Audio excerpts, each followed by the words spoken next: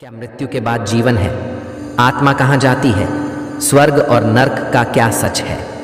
अगर ये सवाल आपके मन में कभी उठे हैं तो आप अकेले नहीं हैं। हजारों साल पहले एक बालक ने इन्हीं सवालों का उत्तर पाने के लिए मृत्यु के देवता यमराज का सामना किया था। उसका नाम था नचिकेता। आज की इस अद्भुत कथा में हम जानेंगे उस बालक की अटल जिज्ञासा, यमराज का ज्ञान और मृत्यु के परे जीवन का सत्य। कथा का आरंभ होता है एक महान अर्षि वाजश्रवा से, जो अपने यज्ञ में संपूर्ण धन और संपत्ति दान कर रहे थे, लेकिन उनका यह दान सिर्फ दिखावे के लिए था। जैसे ही नचिकेता ने अपने पिता को अधूरी भावना से दान करते देखा, उसने साहस करके पूछा, पिताजी, आप मुझे किसे दान करेंगे? यह सुनकर वाजश्रवा क्रोधित हो गए और गुस्से में कह दिया, मैं तुम्हें मृत्यु को दान करता हूं। नचिकेता ने पिता के शब्दों को सत्य माना और मृत्यु के देवता यमराज से मिलने के लिए चल पड़ा। जब नचिकेता यमलोक पहुंचा तो यमराज अपने कार्यों में व्यस्त थे। 3 दिन तक नचिकेता बिना खाए पिए उनके द्वार पर बैठा रहा।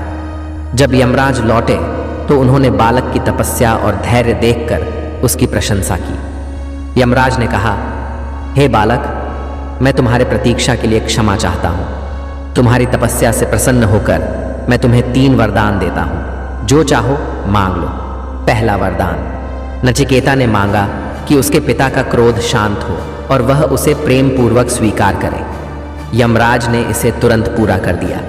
दूसरा वरदान, नचिकेता ने अग्नि विद्या का ज्ञान मांगा, जिससे यज्ञ के माध्यम से स्वर्ग प्राप्त किया जा सके। यमराज ने उसे अग्नि विद्या सिखाई और उसे नचिकेता अग्नि का नाम दिया।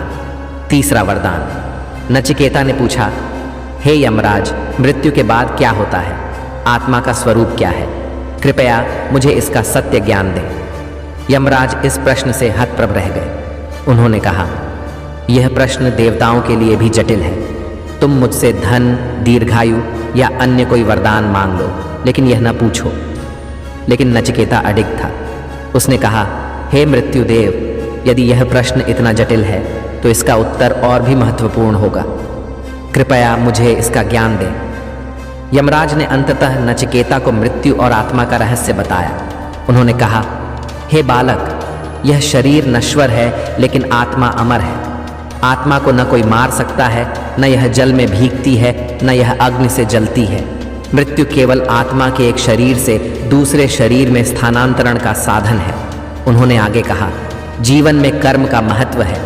अच्छे कर्म स्वर्ग की ओर ले जाते हैं और बुरे कर्म पुनर्जन्म या नर्क की ओर।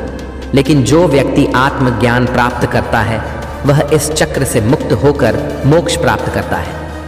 यमराज ने नचिकेता को सिखाया कि आत्मा को समझने के लिए ध्यान और योग का सहारा लेना चाहिए। आत्मा अजर अमर है और यही सत्य है। यह ज्ञान प्राप्त करने के बाद नचिकेता ने यमराज को प्रणाम किया और वापस धरती पर लौट आया। यह कथा हमें सिखाती है कि मृत्यु जीवन का अंत नहीं, बल्कि आत्मा के नए सफर की शुरुआत है। इसे समझने के लिए हमें अपने कर्मों को सुधारना होगा और आत्मज्ञान प्राप्त करना होगा।